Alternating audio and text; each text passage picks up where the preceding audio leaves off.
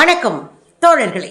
மகாராஷ்டிராவில் அடுத்தடுத்து ஊழல்ல சிக்கிற பாஜக அரசு எதையாவது எடுத்தோம் கவுத்தோன்னு போட்டுட்டு சிக்கி சீரழிகிற வேலையில் இப்போ நிற்கிறாங்க. 14,300 ஆண்கள் பெண்களுக்கான உரிமை தொகையை மாறு வேஷத்தில் வாங்கியிருக்கானுங்க. இப்போ அதுதான் ஹைலைட்டே. என்ன பண்ணுறதுன்னு தெரியாமல் திட்டத்தையே நிறுத்தி வச்சுட்டு உட்காந்துருக்கு மகாராஷ்டிரா அரசு. என்ன நடந்தது அப்படின்னா, தமிழ்நாட்டை பார்த்து பல பேரும் சூடு போட்டுக்கிட்டாங்க. தமிழ்நாடு தான் 2021 கலைஞர் மகளிர் உரிமை தொகை என்கின்ற ஒரு திட்டத்தை செயல்படுத்தினாங்க. அந்த திட்டத்தின் வழியாக மாதம் 1000 ரூபாய் 1,16,00,000 பெண்களுக்கு வழங்கப்பட்டது. இந்த 1,16,00,000 பெண்களுக்கு வாய்ப்பு கொடுத்துட்டு அடுத்தடுத்து இந்த சட்டத்திட்டங்களுக்கு ஒத்து வருகிற பெண்களுக்கு திரும்ப கொடுக்க ஆரம்பித்தோம். நம்ம 1,20,00,000 25 லட்சத்துக்கு மேலே இப்போ வாங்கிட்டு இருக்கிறாங்க தமிழ்நாட்டில். அதுக்கு நாம் சில ரூல்ஸ் வச்சு தான் கொடுத்தோம்.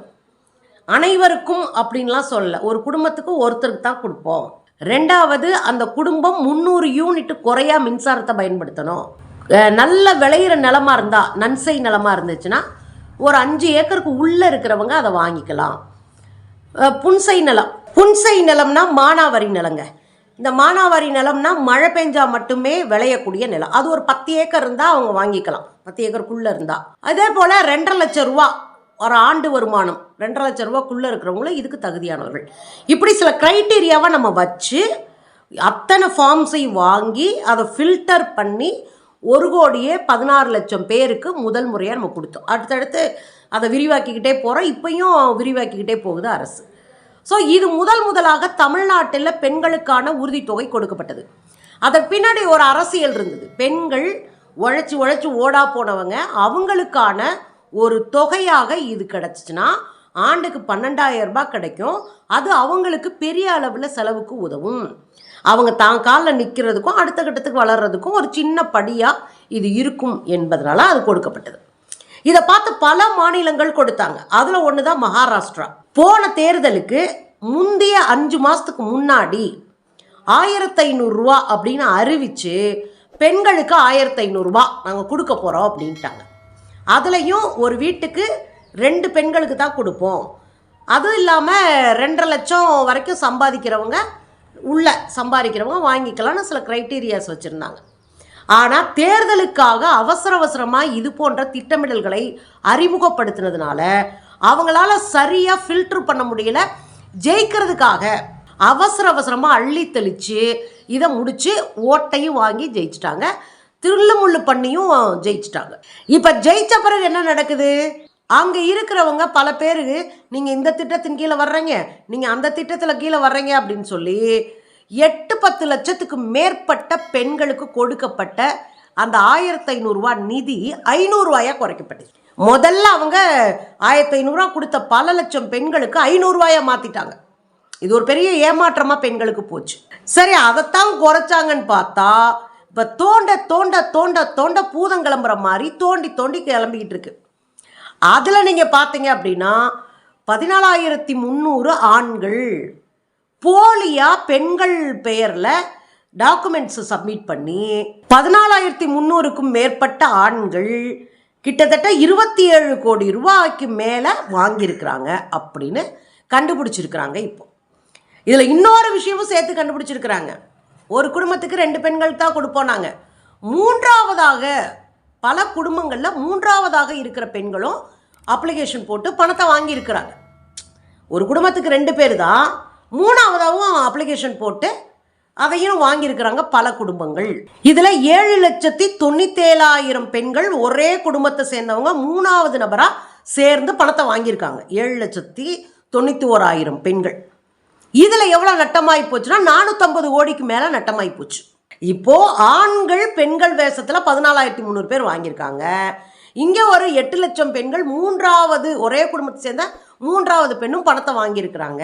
இன்னொரு முறை என்னன்னா, பல சலுகைகளை அனுபவிக்கிறவங்களும் இதை வாங்கியிருக்கிறாங்க. இப்படி பல தரப்பும் சுரண்டி ஒரு பெரிய பிரச்சனை வெடிச்சிருக்கு. அங்கே வேற வழியே இல்லாமல் இந்த திட்டத்தை நிறுத்தி வைத்திருக்கிறது மகாராஷ்டிரா அரசு. முழுக்க இந்த திட்டத்துக்குள்ள பயனாளிகளை முழுக்க சர்வே பண்ணி சரி பண்ணி அவங்க கொடுத்துருக்க ஆவணம் சரியான்னு பார்த்து தான் அடுத்து இந்த திட்டத்தை நாங்கள் செயல்படுத்துவோம்னு அறிவிச்சிருக்கிறாங்க. ஓட்டு பொறுக்கணுன்றதுக்காக பொய்யா ஒரு அறிவிப்பை செஞ்சு 1500 கொடுத்துட்டு பல லட்சம் பெண்களுக்கு 500 மாற்றிட்டு இப்போ மிகப்பெரிய ஊழலில் சிக்கியிருக்கு. லட்சமாக ஏமாத்தி இருக்கிறானுங்க அந்த அரசாங்கத்தை. நீங்கள் 2021 திமுக ஆட்சிக்கு வந்த போது கட் பண்ணுறேன் இந்த கலைஞர் மகளிர் உரிமை தொகை கொண்டு வந்தாங்களா? இது பெண்கள் கிட்ட மிகப்பெரிய வரவேற்பை அடைந்த உடனே இதை பார்த்து பல மாநிலங்களும் அதை செயல் திட்டத்துக்கு கொண்டு வந்தாங்க. அதில் ஒன்று தான் கர்நாடக அரசு. கர்நாடக அரசு காங்கிரஸ் அரசு 2000 ரூபாய் கொடுப்போன்னு அறிவிச்சு கிருகலட்சுமி என்கிற பேரில் அவங்களுக்கு 2000 ரூபாய் கொடுத்துட்டு இருக்கிறாங்க. அதே போல தான் தெலுங்கானாவில் 2500 ரூபாய் கொடுக்குறாங்க. அதே போல தான் நீங்கள் இங்கே பார்த்தீங்கன்னா ஜார்க்கண்ட் தேர்தலையும் இது இம்ப்ளிமெண்ட் ஆயிருக்கு. ஜார்க்கண்ட் தேர்தலில் ஜெயிக்கிறதுக்காக இப்படி ஒரு அனௌன்ஸ்மெண்ட்டை சொல்லி அங்கே ஹேமந்த் சோரன் ஜெயிச்சிருக்காரு. ஆக பல மாநிலங்கள் தமிழ்நாட்டு பெண்கள் கொடுத்த வரவேற்பை வைத்து பயங்கரமாக இந்த உதவித்தொகைகளை குறிப்பாக பெண்களுக்கான உரிமை தொகையை கொடுப்பதற்கான முன் வந்திருக்கிறாங்க. அதில் இப்போ கூட பரப்புரை பிரச்சாரத்தில் இருக்கிற நம்ம ஐயா எடப்பாடியார் நாங்கள் ஆட்சிக்கு வந்தோம்னா 1500 ரூபா கொடுப்போம் அப்படின்னு இருக்காரு. நம்ம அண்ணாத்த ஆடு அண்ணாமலை அவர் சொல்லியிருக்காரு நாங்களாம் வந்தால் 2500 ரூபா கொடுத்துருவோன்னு இருக்காரு. தமிழ்நாட்டு மக்கள் என்ன முட்டாள்களா? குறைந்தபட்சம் முதியோர் தொகையை கூட எடப்பாடியாரால் கொடுக்க முடியல. ரெண்டாவது தாலிக்கு தங்கம் திட்டத்தை நிறுத்தியவரே எடப்பாடி தான். லேப்டாப் திட்டத்தை நிறுத்தியவரும் எடப்பாடி. சைக்கிள் கொடுக்கறத நிறுத்தியவர் எடப்பாடி. இருந்த திட்டத்தவே செயல்படுத்த முடியாம எல்லாத்தையும் நிறுத்தி ஒரு 4.25 லட்சம் கடனை வச்சது தவிர வேற எதுவுமே செய்யல எடப்பாடியார். ஆனா இன்னைக்கு என்ன அனௌன்ஸ் பண்றாரு?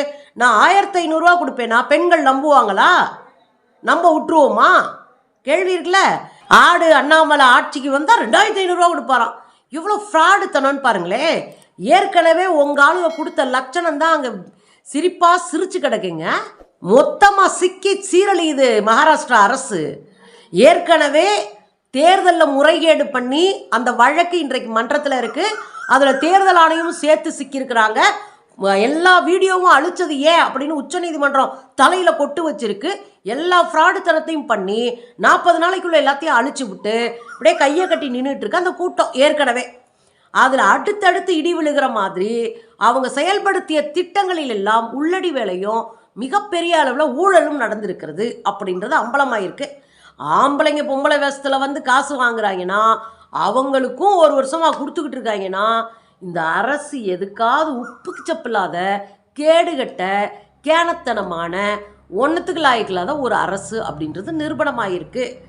ஏதோங்க நம்மளை வச்சு சூடு போட்டுக்கிட்டச்சு. புளியை பார்த்து பூனை சூடு போட்டுக்குமா அப்படி பாஜக சூடு போட்டு அரையும் குறையுமா சூடுபட்டு நிற்கிது.